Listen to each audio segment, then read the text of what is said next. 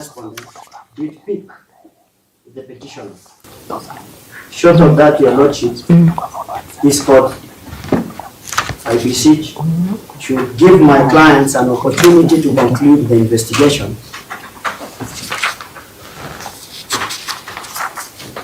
so that the second petitioner, Your Lordship, can actually be arrested, because we want to believe a complaint is made and then my clients visited the apartment. Is that from earth or you are speaking from the back? Your Lordship, that is in my affidavit. Which paragraph? This is a paragraph, Your Lordship, this is a paragraph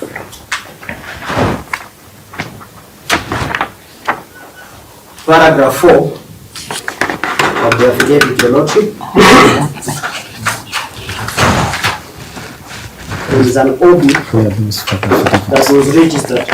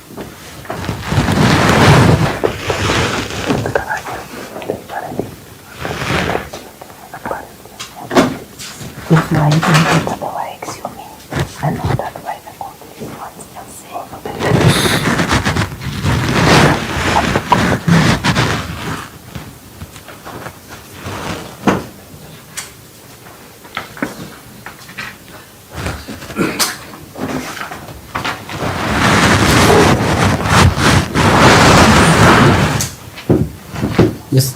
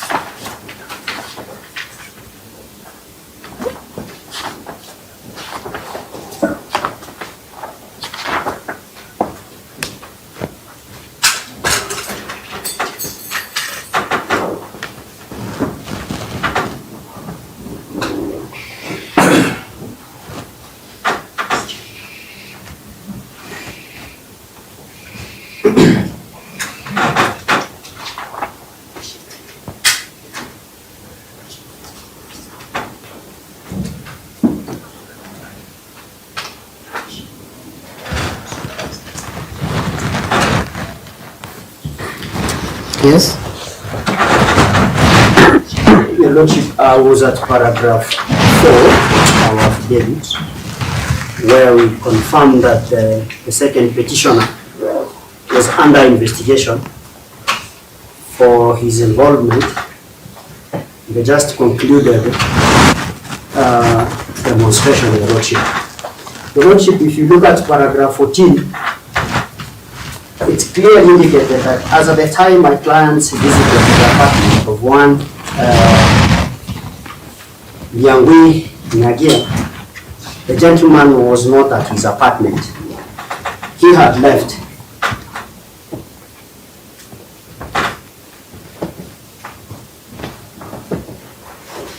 The caretaker has also confirmed that the gentleman left in the company of two other unknown ladies, Your Lordship. Their identities Where was do you not get disclosed. that? This is at paragraph 14 of my affidavit, Your Lordship. That is the deponent stating. Yes, It's not the caretaker. yes, Your Lordship. The caretaker, I'm aware, Your Lordship, the caretaker is not present. No, it's not the caretaker stating. It is the deponent. Yes, Your Lordship, So- but part of this So that I record you retain information as it is, rather than attributing it that it is the caretaker speaking, because the caretaker has no affidavit here. Yes, Your Lordship. This So is it is the statement of deponent this summary stating intake. Yes, that information is from the caretaker. Your Lordship, if part of it, because when my I've client read that bit.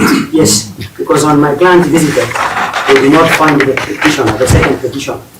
So this information, they retrieved it from the caretaker, Your Lordship. Yes. That's why it is. So that is according to the deponent. Yes, Your That's what the caretaker said. Yes, that's the It's position. not the caretaker saying. Yes. Okay. So, Your Lordship, this necessitated my clients to break into that particular apartment. And, Your Lordship, an inventory. So who broke in?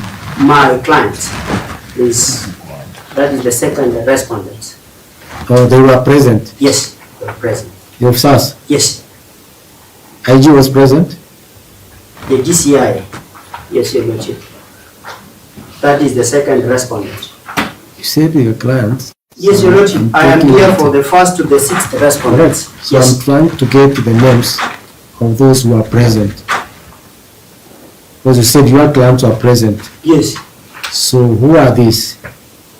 Your Lordship, somebody said was present, who the one was on this affidavit, Your Lordship, among others that have not been identified. Remember, Yes, we are in court yes, with specific people yes.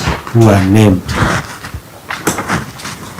To that Those are extent, the people you Your Lordship, represent. can we read it at the second You respondent? know, I should be recording you and not misrecording you.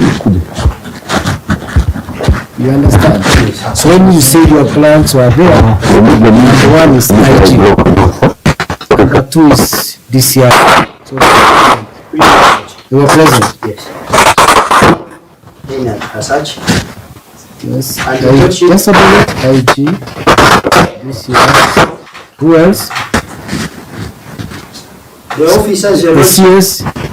Your Lordship, so that we are clear, Your Lordship, these are the officers for the first and second respondents who were present, Your Lordship. Put it as Your Lordship, it's being recorded.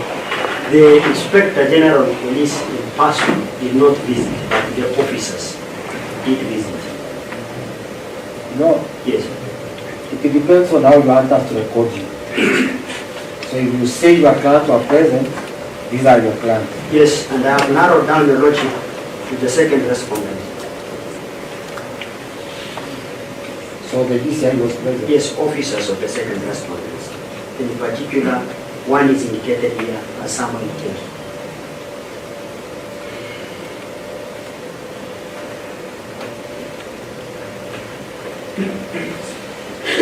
The Lordship, when they broke in, an inventory has already been taken, was taken, Your Lordship, and it is annexed to number 1 of my affidavit and all the items that were collected have also been itemized there.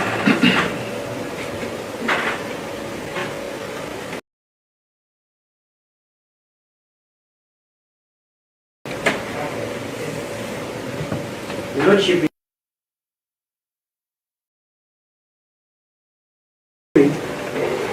the second petition so that he can answer some of the concerns that the second respondent raised, Your Lordship. The second petition, Your Lordship, I wish to confirm before this honorable court that is not either of the respondents. It is now very difficult, Your Lordship, for order number 3 to be complied with. Order number 5, Your Lordship, directing that the second petition be produced in court, Your Lordship, because my clients, Your Lordship, I insist, do not have... Do not insist in court. You persuaded the court. Your Lordship, I persuaded this court. So if you are insisting, they will insist. And then there are many. Let me conclude. Yes, Your Lordship. So you take that route, they will insist, and the next thing you will have an exchange. So in court, we don't insist, we try to persuade. Your Lordship, I stand guided, and I want to believe, Your Lordship, I have persuaded this honorable court, because we are all here to seek justice and for the... So what do you want us to do, as you say you do not have him? Your Lordship, according to the affidavit that I filed yesterday, the investigations are still ongoing. We are still pursuing the petition. We can be given more time for us to actually investigate. Are you looking for him or you are pursuing him? We are... Those are two different things. Your Lordship, as I indicated, if you look at paragraph 4, Mr. Mara, the deponent is speaking. Now you are in court presenting. Yes, my client. So if you have to use his words, it will make a difference. So what are you asking the court to do for now? The court should give us more time, Your Lordship. So are you looking for him or you are pursuing him? You know the difference.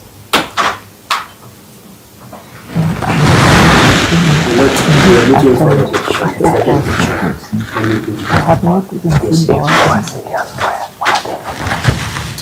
Your Lordship, that is all, Your Lordship. I request that at this point, Your Lordship, my clients to give them a bit of time. Enough with the lies. Your clients are the abductors. Go tell them to produce the second petitioner in court. Enough with the lies. You must stop the abductions. You must stop extrajudicial killings. We will not come here to listen to your stories. You have abducted someone. His family is crying, and you are here telling us stories. Enough is enough. Extrajudicial killings and disappearances must end now. We must stop this madness. We must stop these evil things you are doing to us. It is not right to abduct someone and not present them to court. And you are here telling us stories about... Let me speak. I will sit down. This is not right. Why should they abduct someone and instead of producing them to court, they come here to start telling us stories about, I don't know, my client did this. Your client what? Then what are we supposed to do? If the people who are supposed to protect us have turned out to be the greatest threat to our security. Can we proceed, Senior Counsel? Yes, ma'am. Well, we have heard the counsel for the respondents. I want to begin by referring you to the wording of order number 5. And if you allow me, I'll read it in extenso. That the Inspector General of Police and the Director of Criminal Investigations were named as the first and second respondents, and also the fifth and sixth respondents in their personal capacities, are hereby directed to produce Ndiangui Kinyagia the second petitioner in court tomorrow, the 1st of July 2025. In default, the Inspector General of Police and the Director General of Criminal Investigations do attend court to show cause why Ndiangui Kinyagia, the second petitioner, should not be produced in court or released. It is clear, my Lord, that in the absence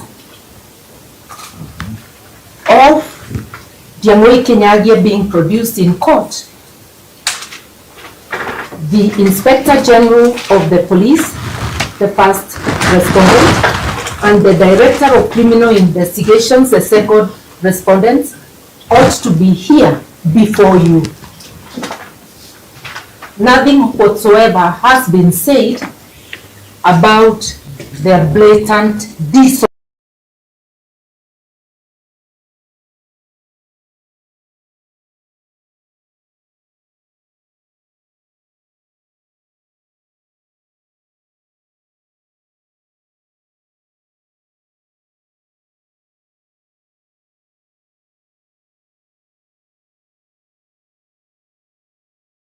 Obedience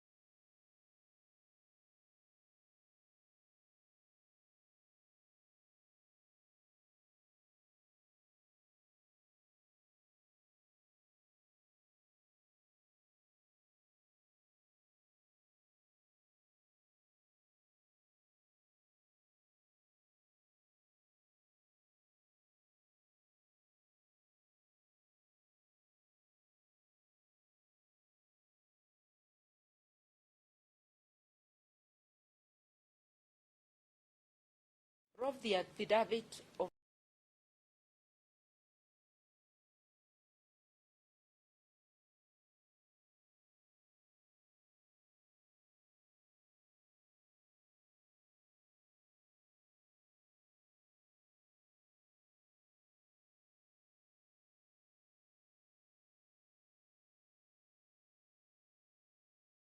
family did not just complain to the media. They went to Kinyagia police station of the replying affidavit. You'll deny publicly. It has to be a forgery.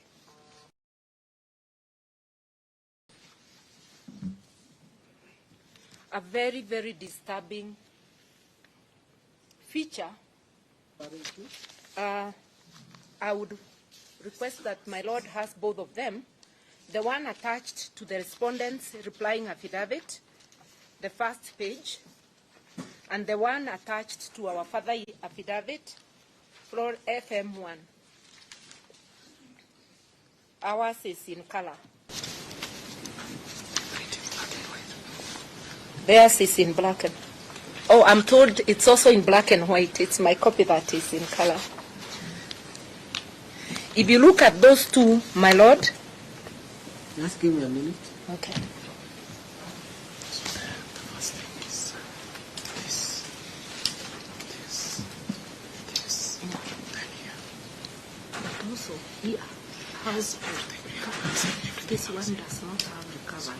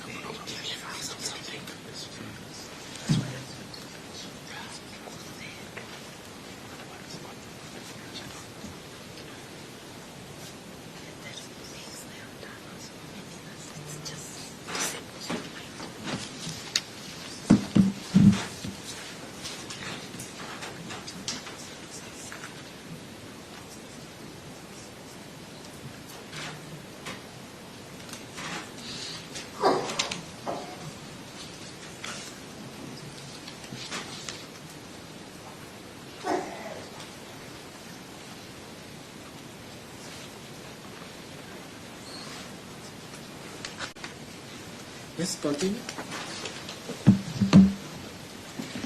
My Lord, if we start, with the date. Oh, sorry. May I seek your indulgence to draw your attention that Kipe Mungai has joined our team? And also that Monday opening, I'll be assisted by Abna Mango and Willis in responding. My Lord, if you look at the date, on the one by the respondents, it is indicated 21st with ST on top of 21st. So that is the one from yourself? From the respondents. I'm beginning to show the differences. Why we conclude, we say it is a possible forgery. If you look, if you compare with the one by the, in support of the petitioner's affidavit, the date 21st has no ST. It's just 21st June 2025. A further difference, 2025 on the petitioner's supporting affidavit is typed, while the 25... I thought you go over the respondents. Okay, let me do that. And when you are done, you now come to the petition. I'll do that. So that there is... It's methodical. Yes. Okay. So the differences, we have noticed several differences. 21st. I had ST to signify 21st. Yes. And the date 2025, 20 is typed, yes. 25 yes. is written by hand. Yes. Then it has 6 items. It ends at number 6.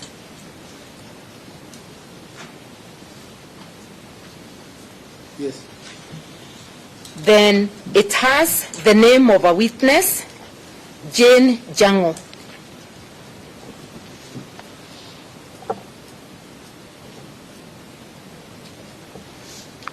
Then when you come to the respondents, not to the respondents, to the applicant, to the petitioners. I'm done with the respondents. So the differences are? The differences are date 21st does not have an ST, and the year 6. I'm done. I've marked 21st ST. Yes, and then the 2025 is typed wholly. It's not written by hand. Unlike theirs. I'm on the respondents. Oh, we finished with the respondents. I've now started with ours. So I'm confirming that I got you right. Yeah, the differences are 21st ST and 25 written in pen instead of typing. Then the items are 6. The witness, Jane Jango. Mm-hmm. Yes. Okay. Those are the 3 notable things in that one. Mm-hmm. On the one by the petitioner,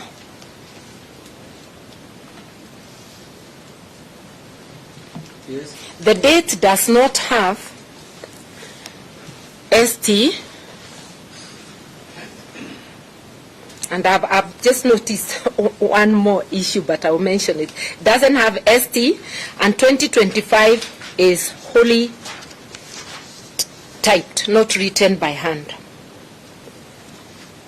And this particular, if you allow me to point a difference I didn't point on the other. No, let's go. All of it, yeah. No, let's go the way you went. Okay, and then I come back. Then you now come highlight back. The one you think is outstanding. Inventory of items above the date taken. Mm-hmm. Inventory of items taken. Mm-hmm. It says ceased from inventory of items taken. Stroke ceased for the purpose of investigations. Yes. Note that one. I'll come back to show a difference somewhere else. Then we go to the items. My Lord, this one has 7 items. That is the petitioners. And there is overwriting on the item numbers.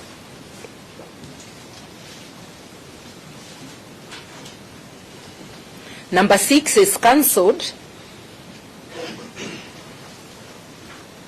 because number 5 appears to continue up to number 6, so it's cancelled. Number 7 is cancelled. Number 6 is cancelled. Number 7, Item. the numbering. The numbering. You can see a cancellation on the letter 6 and then an imposed writing on the number below to be 6. A cancellation below number 6, the imposed number 6, and then an imposed number 7. So the petitioners have 7 items and the numbering has been changed. Yes. Then we go. What about witness? Witness, it is cut, but it appears, the signature appears to be there. This one, yeah.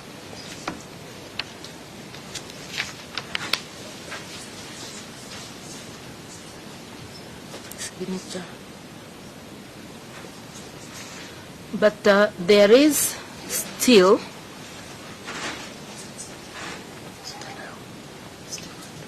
the layout appears different at the end from this other one.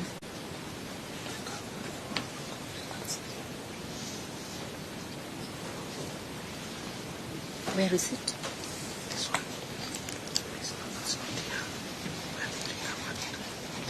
And it has the following words after number 7. It has recovered from name House of Kinyagia Ndiangui.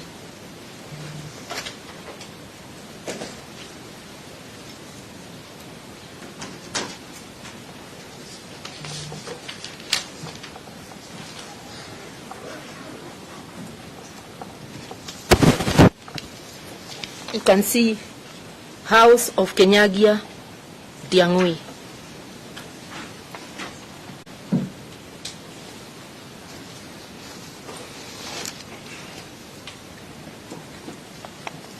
.096 is not there.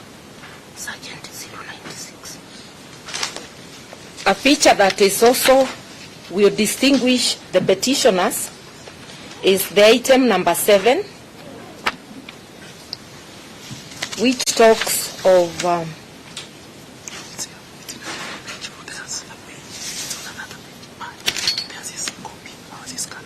okay. Item number 7, the difference is actually not the writings, is that on our annexure, the petitioner's annexure, item number 7 is on page 1. There is no page 2 of the inventory. It's whilst... So the petitioner's documents have only one page? Only one page.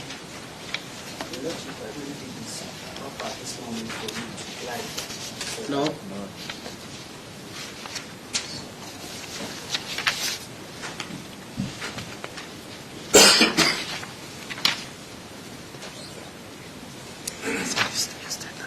One page. Whereas the respondents is 2 pages. You see that number 7 is on page 2. Ours, it's all on 1 page. You will also notice. Oh, this is the time. Yeah.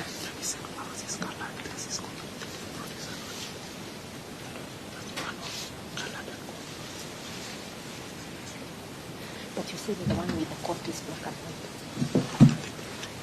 Yeah, we can leave it for now. So what we are saying, can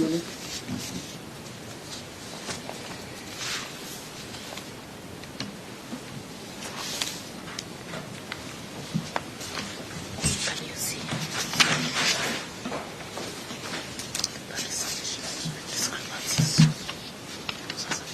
No, but Oya. So we do not have the signature of Oya. Yes.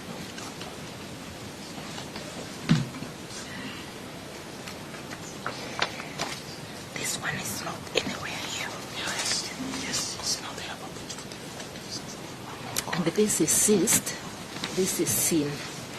Where did I see sin? No. No, the word sin.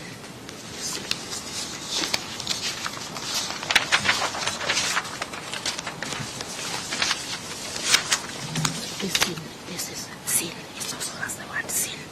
This one. No. Yes.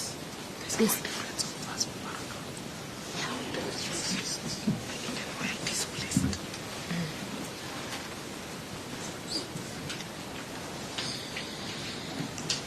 Yes. The last distinction between the two I would like to point out now is on the respondents. On the respondents, if you look at below the Directorate of Criminal Investigations, it is inventory of items taken, seized from the suspect, seen for the purpose of investigation.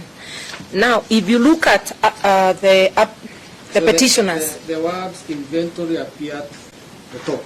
the word that is not similar in both is the word sin, as in sin of crime. Whereas the respondents, one, in that heading, has the word sin, and these are typed. The word sin does not appear on the copy of the supporting affidavit of the petitioners. Yeah.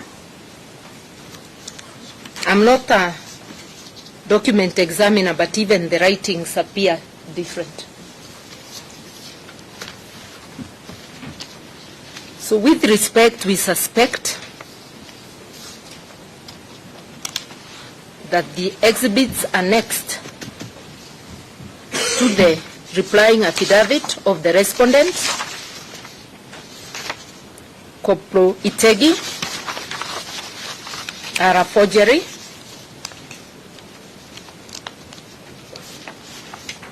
And following the press conference of the second respondent, with respect, we see him as a person of interest, and we would be happy to cross-examine him if he was in court. I do not think, my Lord, that you'll be able to get to the bottom of this matter without his personal appearance and without the appearance of the Inspector General. Apart from the need to comply with court orders, law enforcers cannot become lawbreakers and fail to comply with court orders. As I yield to my colleagues, my Lord,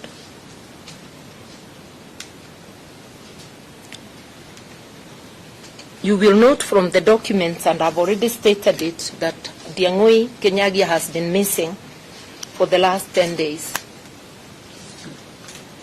Yes. I just want to say, my Lord, with respect that it appears, because this is not the first case, that detention without trial is being returned. Kenyans refer to the KANU era when it happened as the dark days. Those dark days, my Lord, at least the state used to acknowledge it's holding somebody by whipping out a detention order. The detention today, extrajudicial detention, is accompanied by a denial.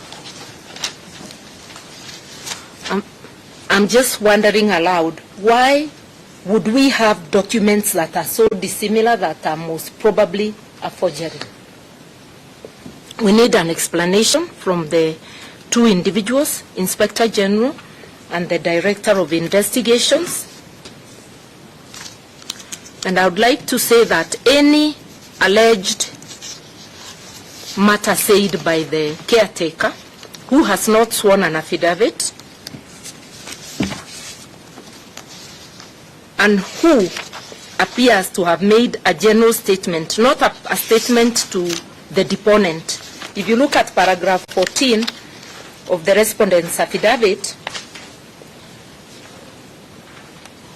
it says, The said caretaker informed officers that the second petitioner had left the house earlier in company of another man and 2 unknown ladies. He doesn't say he has been told by her, which he verily believes to be true. It's a marketplace statement. He said to the officers, this is hearsay, should be expunged, unless if the lady herself swears affidavit and avails herself for cross-examination. What if the 2 others he left with were an advance party to abduct while the others come back and search? Those are things we can never know. I sit just down with one proposition. The coincidence of the house being broken into by the police, which they now admit, and my colleagues will be dealing with the illegalities of that, and his disappearance, and the conduct of the DCI and the police generally in this country in matters relating to abduction, leads to the inescapable conclusion that indeed they arrested him and then ransacked his house. I yield to my colleagues.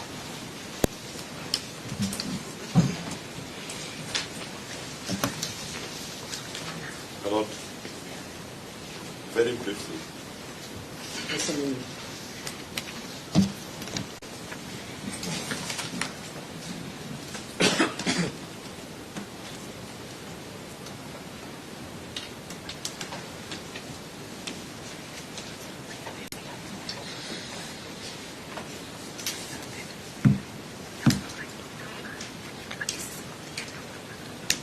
Yes, Mr. Chairman. No, no, I start from the point that I assume that the respondents recognize that we are in a country operating under the rule of law. And if they accept that fact, then a competent court having made an order, I've never seen orders that are so express and explicit like this one, directing the IG, Mr. Kanja, and the DCI, Mr. Min, to produce Mr. Ndiangui Kinyagia on the 1st of July 2025 at 11 a.m. That's the first part of that order. It is 12:43 at the time I'm speaking. And the 2 gentlemen have not produced Mr. Ndiangui Kinyagia. This court specifically directed them that if they fail to produce him, in default, they have to attend court to show cause. So we all agree there is no production, but I can see they are not here. I'm only seeing Mr. Marwa. He's not the DCI, he's not the IG. So if we are operating under the rule of law, at the very bare minimum, the 2 gentlemen should be in court doing the explanations which counsel is purporting to do from the back. Because underlying all this is the liberty and the life of a citizen at stake. We may speak all the English, but there is an individual whose life and liberty is at stake at the end of the day. And that should be the primary concern of all the parties and the law. And in furtherance to that limb, my lord,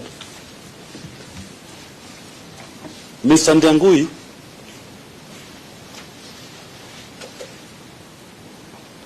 seemed to have only attracted the attention of the respondents And in furtherance to that limb, my lord, Mr. Ndiangui of the respondents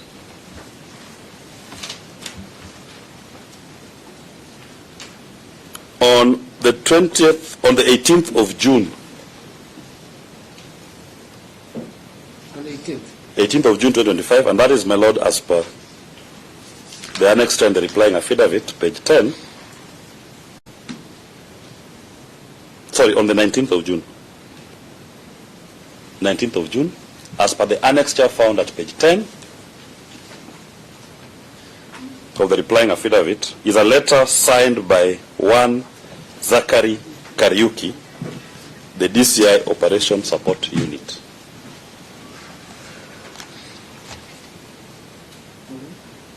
And that letter, my lord, it is the first time that the question of liberty of the second petitioner is being discussed. Before that day, You are referring to page 10 of the replying affidavit of the respondents, that item is it's a letter dated 20th of June.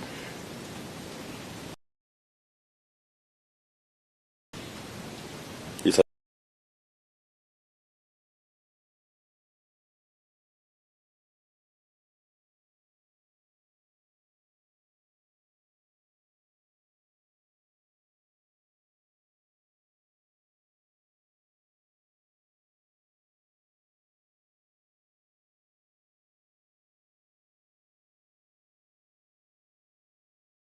confirmed by the inventory, the two inventories. Police So station the only person who Second publicly petitioner. is known Or- interested in the second petitioner. of the respondents the respondents. appears to be a forgery. No other person. And it is And also which not makes doubt the second that it respondent. disappears on that 21st of June. I would request that my lord has both of them. If it quacks, The one attached to the respondent's replying affidavit, can only be the first page, and the one attached to our further affidavit, and in their Floor FM replying 1. affidavit, Ours is in color. they are speaking to recoveries of items in his house. Theirs is in black and... Oh, I'm told it's also in black and white. It's my copy that is in color. If you look at those two, my lord. Just give me a minute. Okay.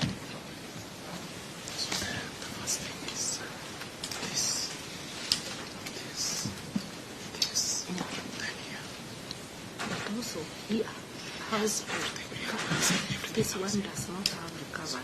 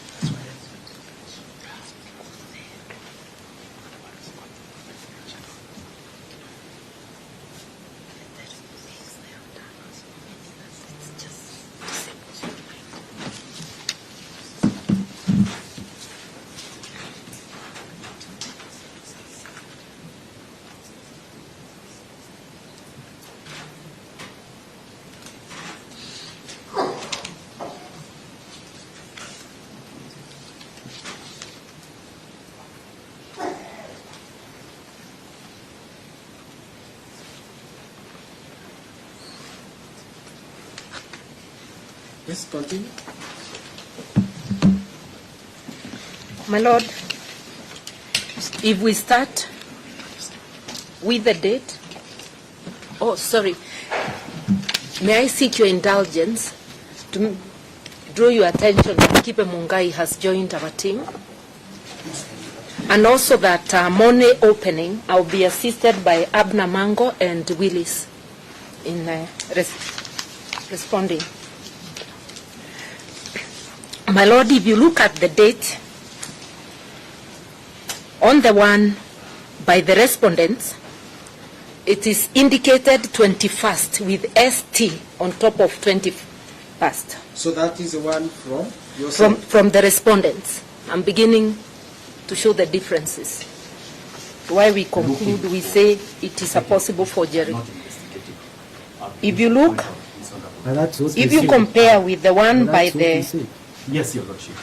I'll be alluding to in support of the petitioner's affidavit, where they indicate that the date 21st has no ST. It's just 25. looking for it. Your Lordship, there's a difference between A a further- missing person, Your Lordship, and that person being 2020. for having committed a crime. Before that day, That was the distinction. You know, we really have to try Typed. While the Focus. 20, on why we are here. You When understand you are the done, concept? you now come to the... So, yes, Today was let meant me to be a know very what brief you want day. to add. So, just let me know what you want to You add. have read this affidavit, haven't yes, you? yes, Your You Lordship. have read the inventory. We have read this Yes, Your Lordship. affidavit, haven't we? So just We have add read what the you want to add inventory, instead of haven't making we? it very long. Give us your So name. just add I'm what Mr. you want to Abna add Mango, instead of making a Abna. very long. Abna Mango. Give us your name. ABNER. Mr. Mango. Yes, Mango is fine. Abna. It's easier. So I can have Mr. Mango. So proceed. It's easier. Yes, Your Lordship, I'll be very direct. So proceed, Mr. Mango. Yes, Your Lordship, I'll be very direct and speak to what I want to. Your Lordship, this...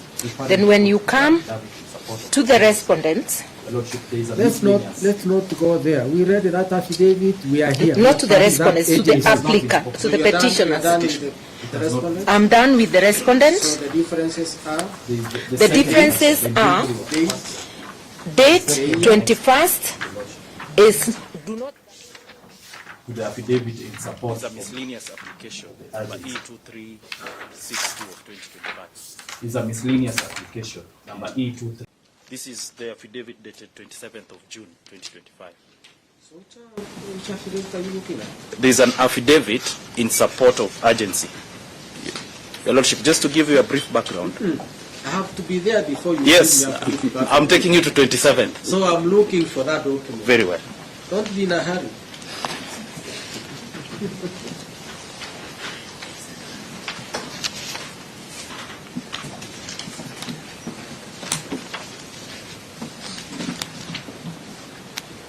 You must be looking at a different document. Yes, Your Lordship.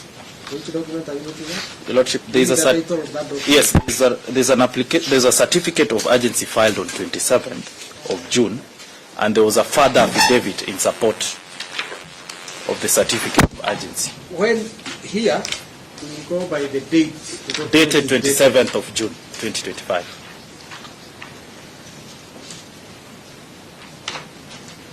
When is this urgency dated? 27th of June 2025. Certificate? Yes, Your Lordship. And that is why I was giving you the background that the initial certificate was filed on 24th, and having not been given any directions, another certificate of urgency was filed on the 27th of June. And when was this, the application sealed? On the 27th of June 2025 is when Your Honorable Lordship gave directions. After the subsequent filing of the second certificate. 24th was which day? 24th was on Tuesday. It was filed at what time? 24th at 9:34 a.m. And we sit up to when? You see, up to 25th. And Your Lordship, that's what prompted the No, no, urgency. no. Yes. See, you seem to be saying Yes. we were late in acting on the Yes. application. Yes, Your Lordship. So we sit up to what time? 5 p.m. Do you know when we saw this? on 27th. And you know it has to be allocated. Yes. Yes. Yes. So you know when it was allocated? On 27th. That was after the subsequent certificate. It can be taken 24th but filed on 26th. No. We filed on 24th. I can easily confirm. Yes, Your Lordship. We can confirm. In fact, the first ground on that certificate was that we had filed on 24th. That was our first ground. Who filed? Mr. Mtungi, through the firm of VR Advocates. It was not you. Sindio? Yes, Your Lordship. Yeah. So you are told we file. He gave an assistant to upload. Maybe the system was down. Very well. That week we had the system was down. Okay. Yeah. So you are banning.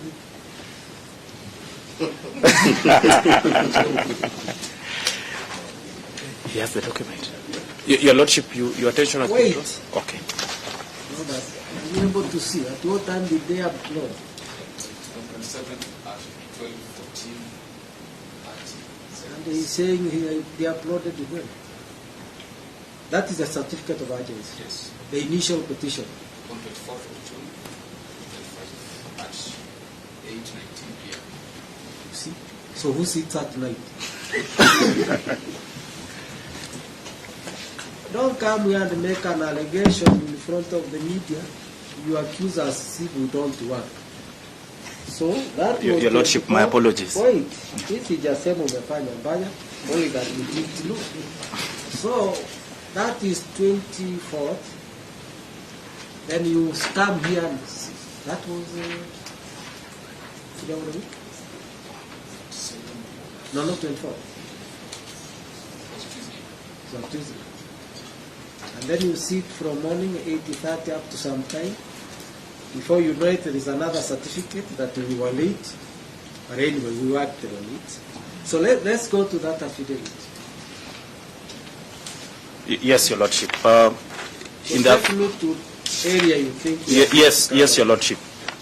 Your Lordship, the second annexure in the affidavit in support, Your Lordship, bears a miscellaneous application filed by the second respondent in criminal miscellaneous application number E2362 of 2025.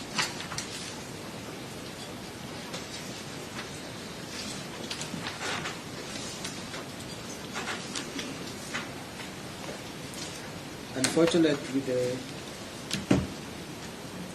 it's a poor. Either toner is down, but I can't. So what is the significance there? Your Lordship, the significance The person we are dealing with is not mentioned. is mentioned by dint of paragraph 3 and 4 of the grounds in support of that motion. Your Lordship, there were two gentlemen arraigned under miscellaneous application Yeah. at Milimani Magistrates Court. Your Lordship, So you say which ground? ground number 3 and 4 of the motion. Your Lordship, if you can barely see, I can furnish you with my copy. It's not my fault. You tell me a poor copy. So just tell me what it is there. Very well, Your Lordship. Your Lordship, in the grounds in support, Your Lordship, there is an admission that that on 20th of June, having received intelligence and information that a timetable was circulating on social media platforms with the inflammatory messages urging members of the public to attend a protest march, which was unlawful to take over and occupy State House on the 25th day of June 2025. Your Lordship, then paragraph 4, which is now material to us, it said that the said publication was traced to an X account, Ndiangui D, before it went viral on various social media platforms. Your Lordship, this was the account under the alleged allegation that led to two other citizens being arraigned before court in a miscellaneous application based on the same. Your Lordship, then, the said settlement is now supported by paragraph 6 of their response to our application and motion, that it links the second petitioner, Your Lordship, to the said account, making it necessary for the second respondent to investigate and interview him further. And Your Lordship, the critical word is interview him further.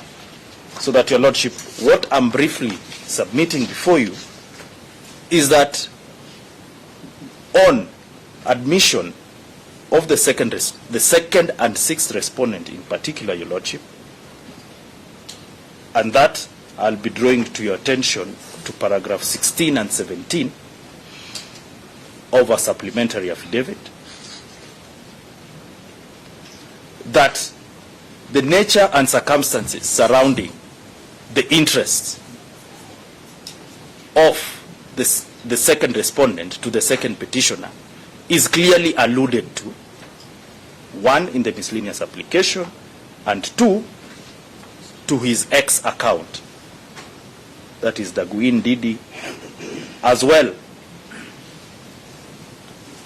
as the press briefing that has been relied upon at paragraph 16 of the said application. That miscellaneous application number? E2362 of 2025. Before which court? Before Honorable Dolphina Alego, Milimani. Which court? Milimani Chief Magistrate. Court.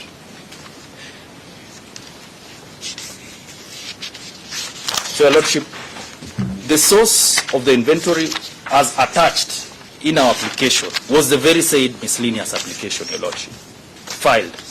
Sorry? The source of our attachment, you saw the distinctions between the two, was in their very own miscellaneous application in 2362 of 2025. So that application is filed here? It was filed on 26th of June. It's dated, Your Lordship, it's an undated application. It was not dated. But the affidavit in support is dated 26th of June. And had the inventory? Yes, Your Lordship. Which you have attached? Which we have attached. Which Your Lordship now is materially different, as highlighted by Senior Counsel, in terms of the content, different from the one that has been presented in the replying affidavit.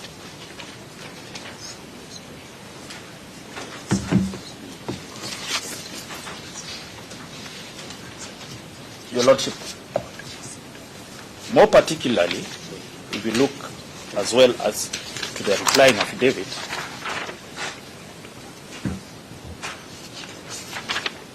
Your Lordship, the deponent of the affidavit alludes to officers being sent, Your Lordship, so that the deponent himself does not place himself in sight during the inventory. Your Lordship, I had it. Let me just highlight it.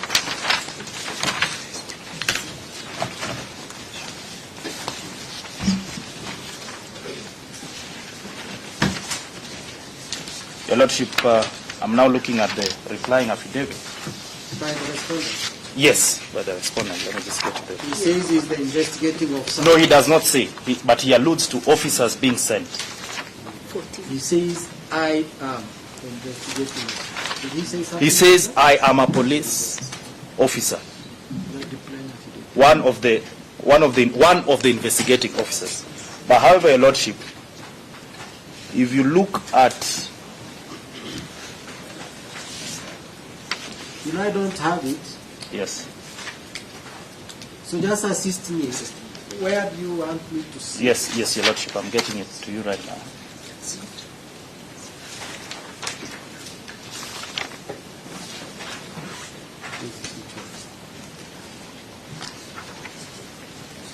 Your Lordship, about paragraph 13, yeah? So 11 and 13, and that this is of the second respondent's replying affidavit. So paragraph 10 alludes to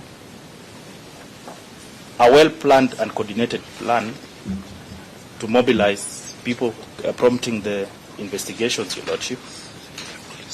And now, paragraph 10, we are at the second respondent's replying affidavit.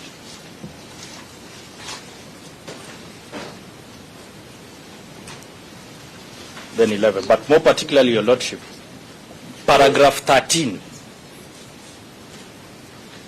does not place, and that was my point, Your Lordship, the investigating officer on site during that particular search, because it reads, paragraph 13 of the replying affidavit. We have all read it. Yes. Unless you want to read. Yes, Your Lordship, that on that date, that is 21st of June, officers of the second respondent visited the said apartment, but confirmed that the door was locked from inside, prompting them to track. But more particularly, even if we were to believe, Your Lordship, the inventories produced now by the respondents, the said deponent, that is Sergeant Samuel Iteki, still does not place himself at the site during the taking of the said inventory, Your Lordship. It only alludes to one, Corporal Leonard Sigei and Corporal Ronald Murgo.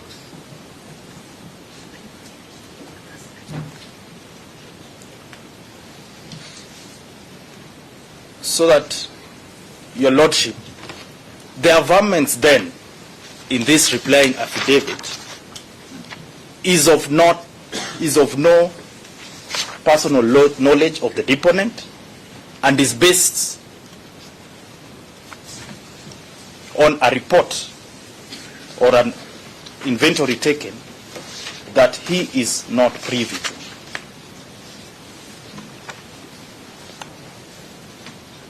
Your Lordship, as I conclude, the importance of compliance with your order number 5, Your Lordship, based on the press that was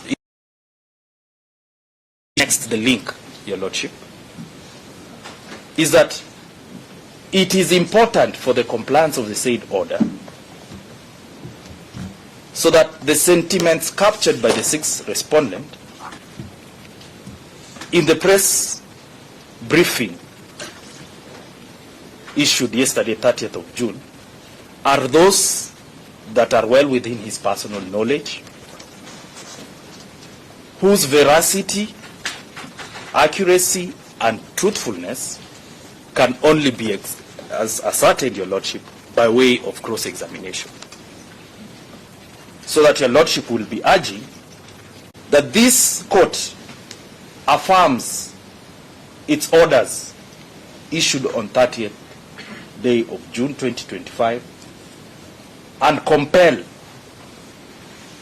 for the attendance of the 5th and 6th respondents, Your Lordship, before you to come and ascertain the averments in the press briefing.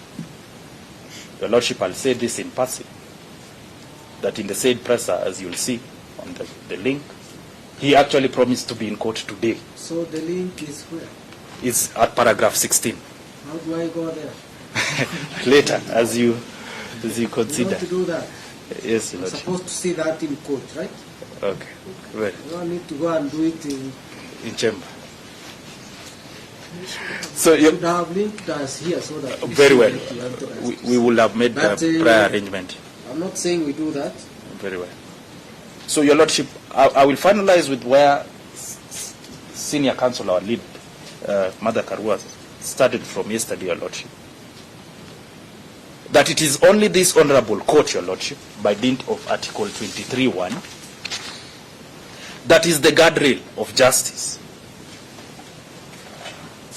And, Your Lordship, under Article 25D of the Constitution of Kenya, which provides for rights that cannot be limited, non-derogable rights at D includes the right to an order of habeas corpus.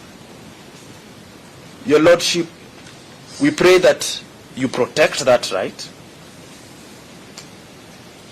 Otherwise, Your Lordship, the citizenry will be left vulnerable and at the mercies of the high and mighty, and we urge this court to act with speed and uphold public confidence, the rule of law, and constitutionalism.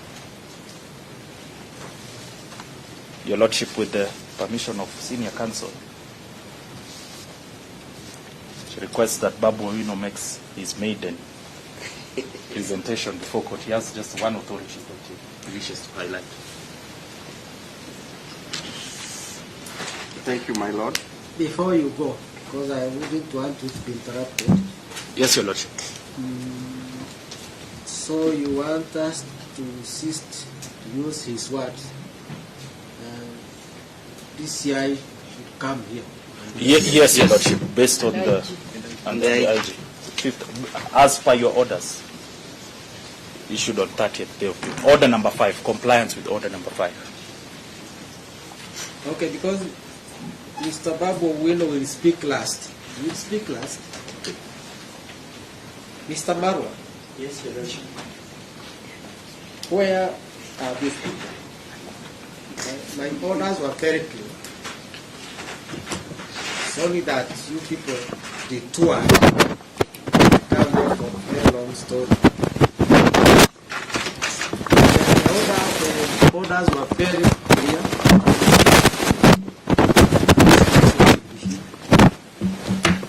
And if it's not here, they come and show us why we should not be here or visit. So where are your clients? Your Lordship. That was not explained from the word go.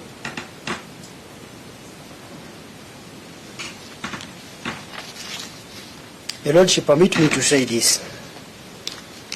The first and second respondents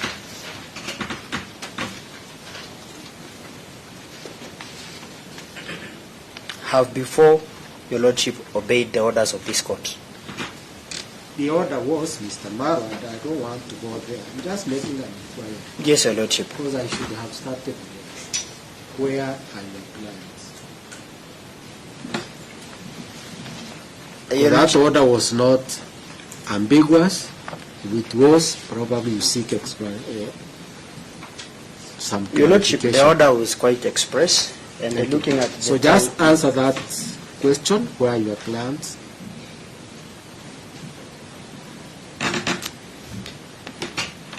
Your Lordship, my clients will attend this court. No, they were to be here at 11. So they told you they are coming at what time? Your Lordship, I have no information at what time they are supposed to be here, Your Lordship.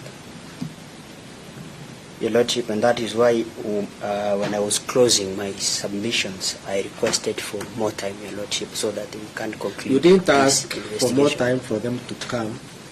You didn't explain anything about the order. You only said you don't have the subject. Your Lordship, I actually did when I commenced my submissions. Yes, Your Lordship. And when I was actually going to respond to all the issues that my colleagues have raised, I was actually going now to close on that particular issue. I believe I still have an opportunity to address this court so that they can feed into the gaps that have been raised. We have come here for very simple exercise. Very simple exercise. Mr. Mara and the rest of you.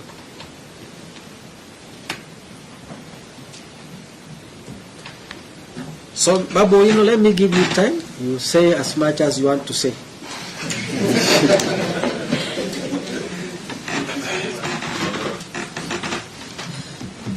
My Lord, I would like to start by the seriousness of this matter. But the second respondent, the 5th and the 6th, to show the seriousness that they have, my Lord, even a single statement from the family members of the second petition. My Lord, and they are present as we speak. My Lord, to speak to the writ of habeas corpus in a case of Etrelita de Martinez versus Director General and others, that is in Philippines, and the case which was cited with approval in the case of Masood Salim Hamed and another versus the Director of Public Prosecutions, they defined habeas corpus as habeas corpus generally applies to all cases of illegal confinement or detention by which any person is deprived of his liberty or by which the rightful custody of any person is withheld from the person entitled thereto. In another case, this court said that the ultimate purpose of the writ of habeas corpus is to relieve a person from unlawful restraint.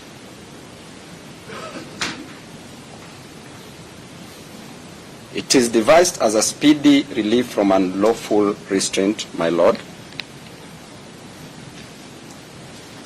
And therefore, my Lord, this writ of habeas corpus is unlimited under Article 25, whatever the circumstance or whatever the situation.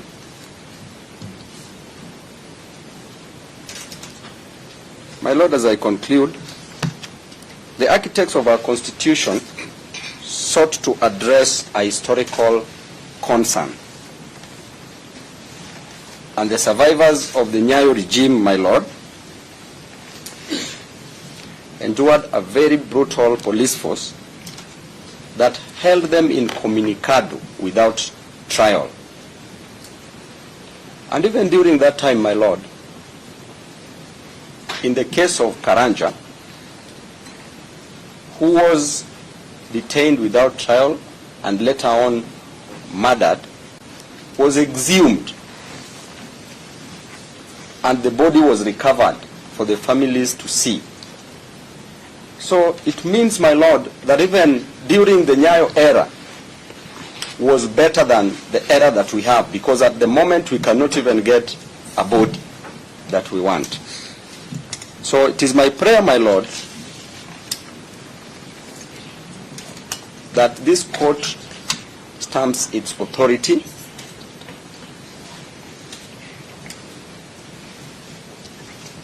and help this nation secure justice.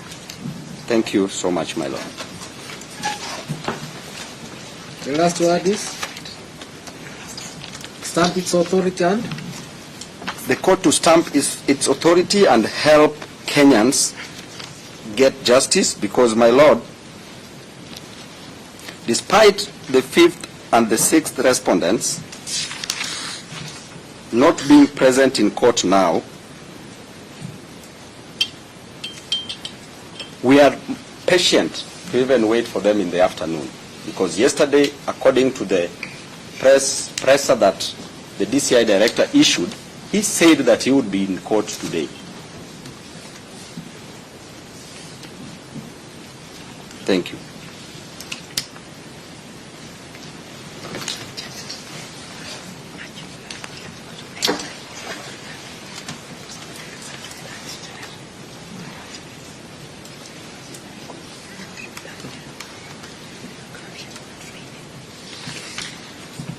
Thank you. Mr. Maro, do you have a right of reply? Yes, I have a few. What do you want to say? Your Lordship, I want to begin first with the authority that has just... We are not discussing the authority here. Yes, Your Lordship, but this is very important, so that we get to appreciate. Everything is critical. To me, Mr. Maro, there is nothing more critical than when it comes to human life. I agree, Your Lordship. So let's not debate. Let's just be here. If we are going to discuss about habeas corpus, we better understand what drives it. Yes, Your Lordship. I appreciate that. It But cannot, let me be, say it this, Your cannot be Lordship. more clearer than that. So let's not go there. Yes, Your Lordship. Just address me what you want to say. Yes, Your Lordship.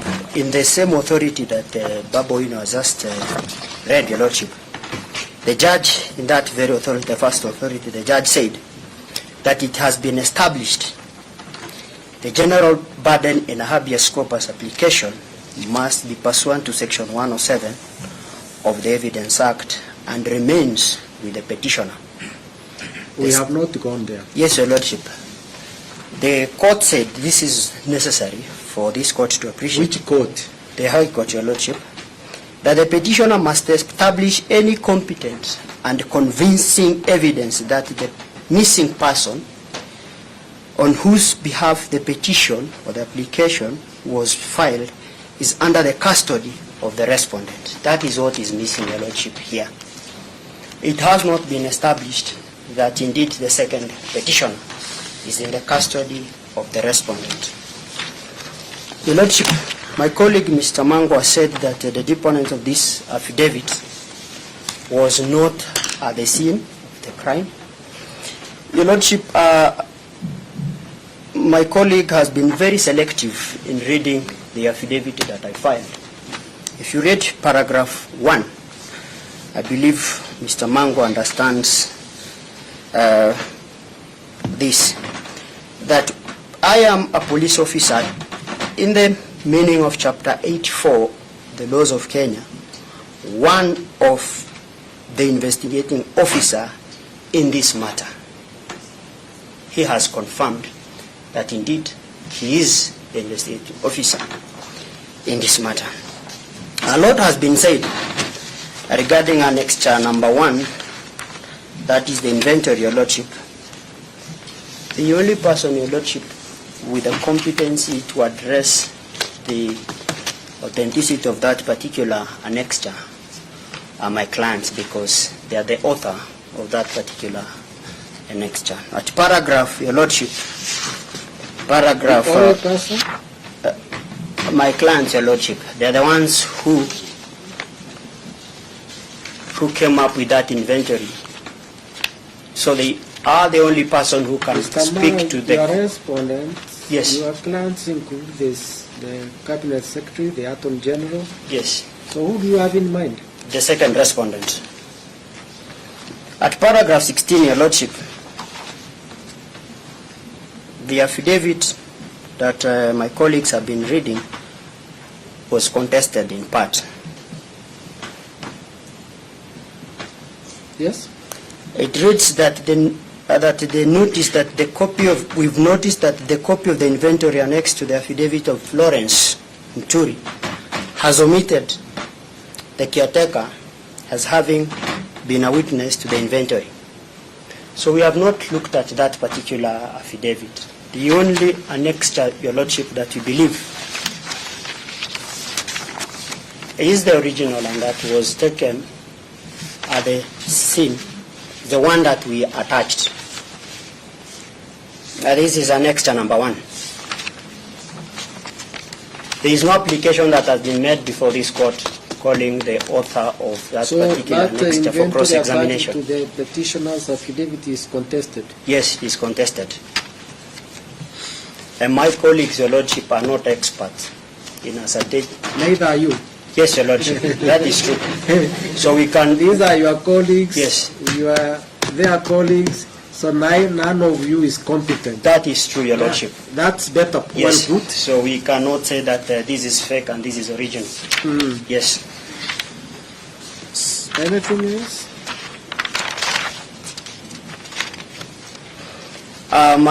My senior, Mr. Willis, has again told this court that the investigations are not ongoing, and we stopped investigating the petitioner. Your Lordship, if you look at paragraph 20, the second petitioner is still under investigation. That is paragraph 20 and 21. Affidavit. Yes, Your Lordship.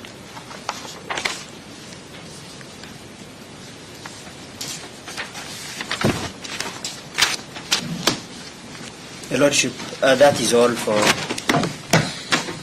the respondents. I thank you. I'm seeking the court's permission to say just one sentence. Just a minute.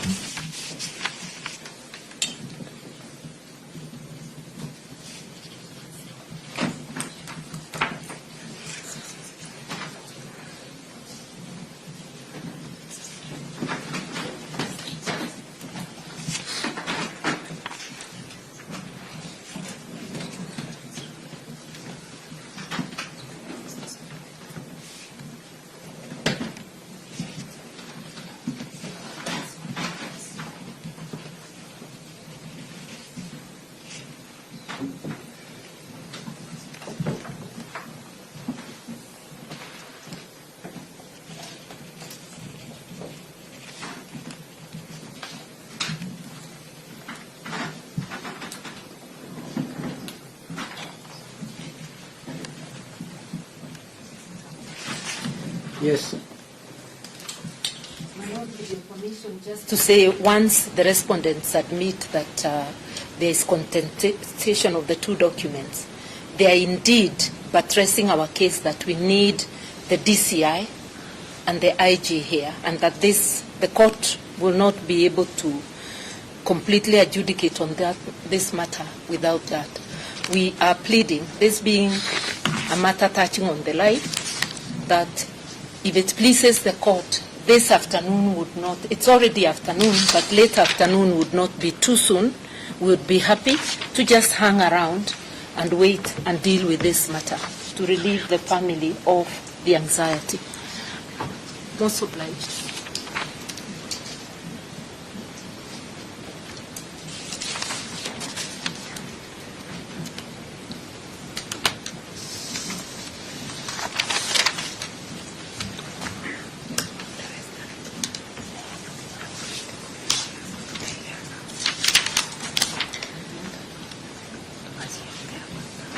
Senior counsel, Yes, my lord. in matters like this, I don't know how you people want us to proceed. Mr. Maro, Yes, Your Lordship. you contest their inventory, the copy they have attached. Yes. They contest yours. Did you hear them? Yes, I heard them, Your Lordship. So, the documents attached are contested. Yes, Your Lordship. But of importance is that they No, did not make that. let's not go there. Yes, Those documents appear to originate from your end. You are clients, correct, Your Lordship. both of them. The only one that I believe originates from Don't the client is the one be that so I've touched. defensive. It's not you. Yes. Don't speak as if it is you who made them. Someone made the documents. We are trying to establish the truth.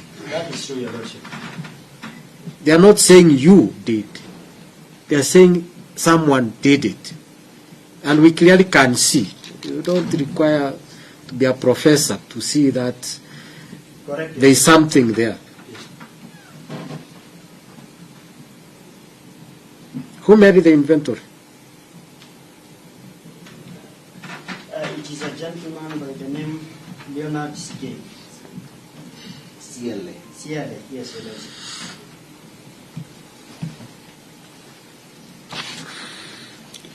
Robert, do you have that? Do I have that? Both actually have the name. You have their copy? A copy of the inventory. Yes, the one you contest. I don't have, Your Lordship, and that is why I still insist. It's in the petition. And the source is clearly where it was filed with the lower court. Do you have it? Not on the documents that I have, Your Lordship. Were you served with the petition? I only got the motion, Your Lordship. You are able to get onto the CTS? I tried, Your Lordship, this morning, and these are some of the documents that I retrieved. And considering the timelines you gave me to comply, Your Lordship, I confirm even our office has not been served with that particular application. So I have to retrieve the same from the CTS. Give him a document. Your Lordship. No, please, if you are speaking, speak through me. Yes, Your Lordship. When we appeared before you yesterday, Your Lordship, we did look for an affidavit of service, which was not contested. We clearly. I'm not going to go back to service, so don't take me there. Do you have a copy of the petition, Mr. Maro? Your Lordship, I have a copy of the motion, not the petition. I'm asking a specific question. Either you have, you don't have. I don't have. You don't have. Yes. Mr. Mango, do you have a copy of the petition? Yes, Your Lordship. Give him.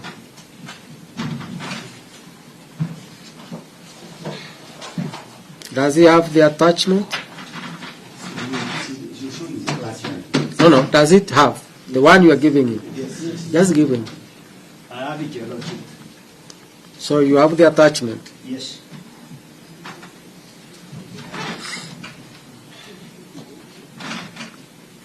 So the copy you have Yes, Your Lordship. seems to suggest it originates from your client. Seems to. Yes, I'm on the not face saying of it, Your Lordship. that's what I mean. Seems to Yes. contain the same information. Yes, but this has 7 items. And one Correct. has 6 items. Yeah. Yes. So they contest the one you gave Yes. because of one or two some, and you contest the one they have. Yes.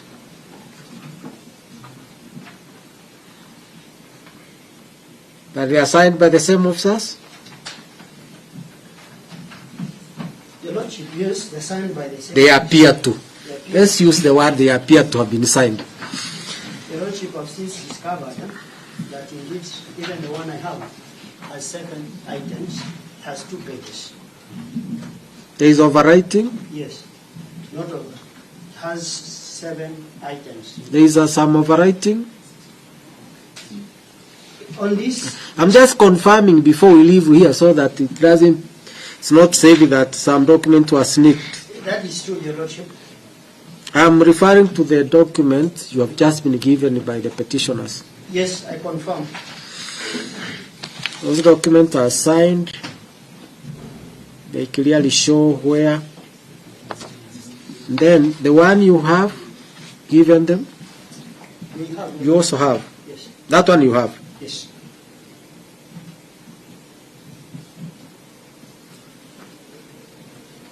Okay.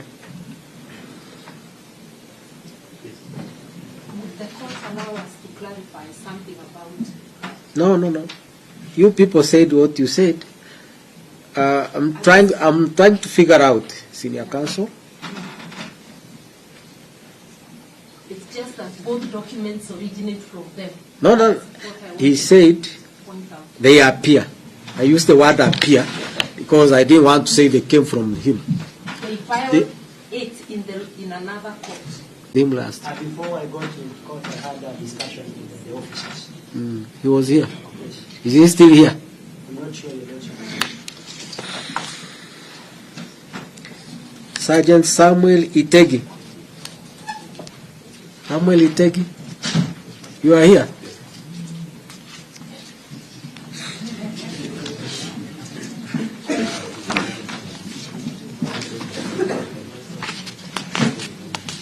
Okay.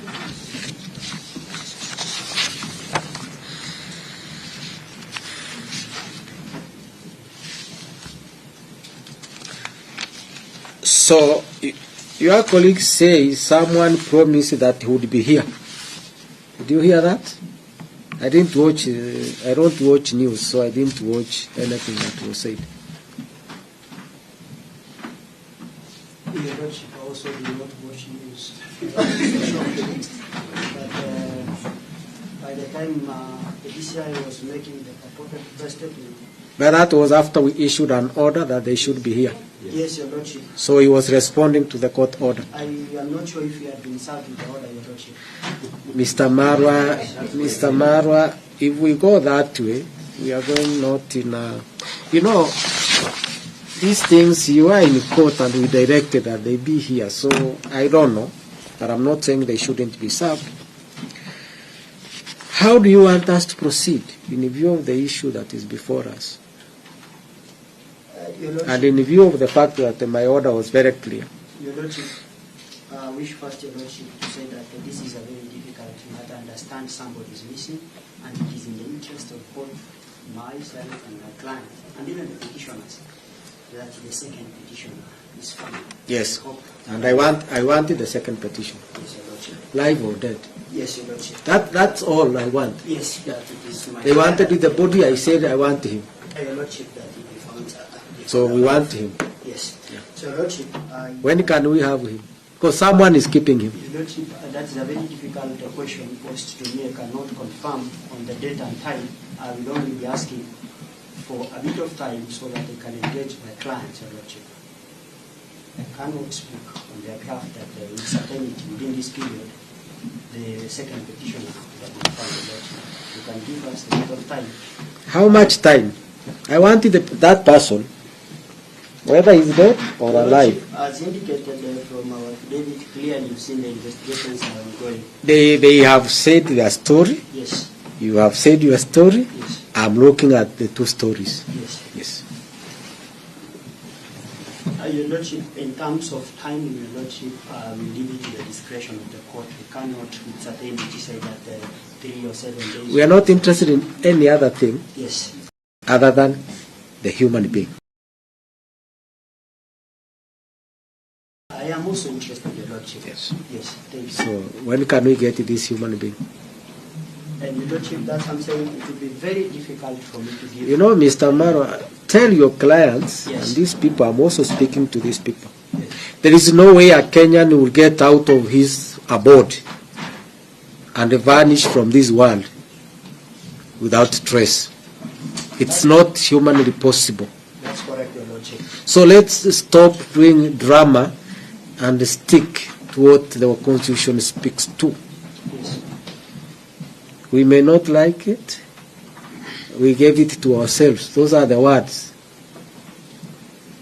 And the future generation. So when can we have this person? He may be hiding, I don't know. Yes, because your people, clients are pursuing him. Yes, Your Lordship. And he has to live like an animal. So, when can I have this person in court? Your Lordship, should I be given 7 days to engage my plan? And Your Lordship, he can be found even before the lapse of 7 days. He has been missing since 21st. 21st. So today is 10 days. Yeah? Your Lordship, All we want yes. is this Kenyan. Your Lordship, the moment Where is he? Nothing more. We are not interested in drama, we are not interested in anything. There is a human being missing. So, where is he? Is he alive or dead? Just that. The responsibility now is on me. They are looking upon this court to get this person alive or dead. And we all have a responsibility. And Your Lordship have confirmed, and I wish to reiterate that. You know, I've read the pleadings, Mr. Yes. Mao. Let's not go there. Yes. I've read the pleadings. Yes. Yes. We take your story with the forcefulness it deserves. We take their story. We balance the two. Correct, Your Lordship.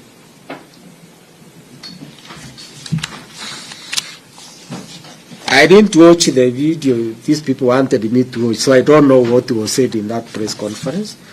But let me make my few remarks here.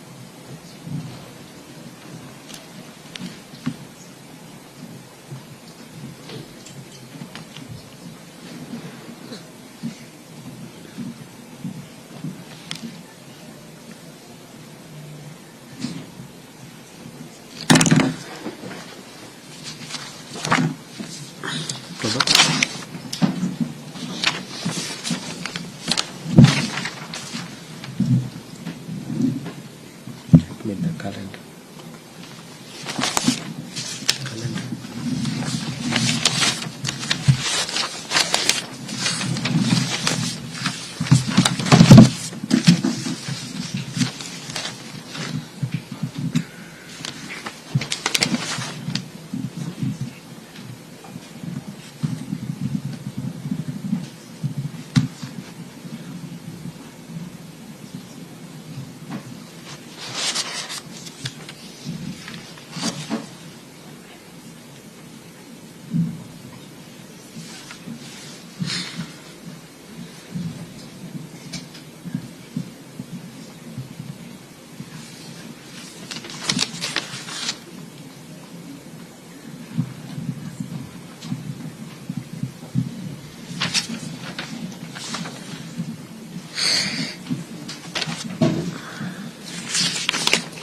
Calendar.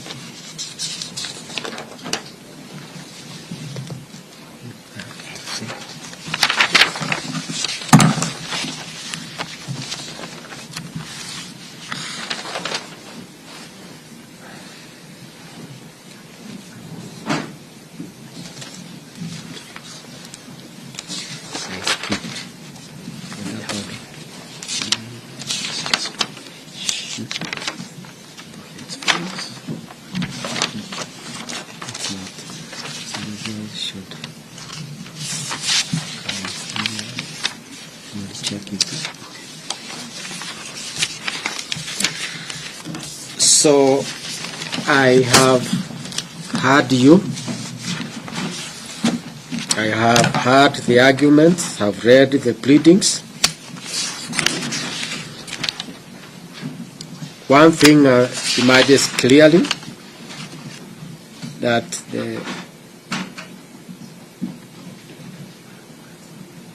there was an interest on the second petitioner,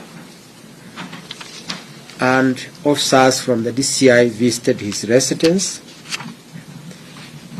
and they were the last people to be in that residence on 21st of June, the date he disappeared. There are inventories which also appear to be coming from the DCI, which are contradictory. The inventories are said to have been signed by a caretaker. The caretaker did not swear an affidavit to say that she was present and she witnessed that the second petitioner was not in the residence. And since the DCI officers were the last people to be in that residence, conducted a search, and this person disappeared, and as contradictory as the inventories are, we need an explanation from the DCI where the second petitioner is.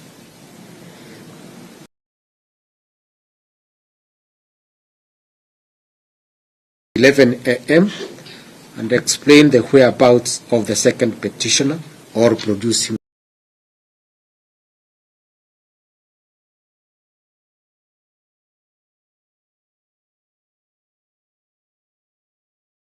At 11 a.m. for further directions and orders.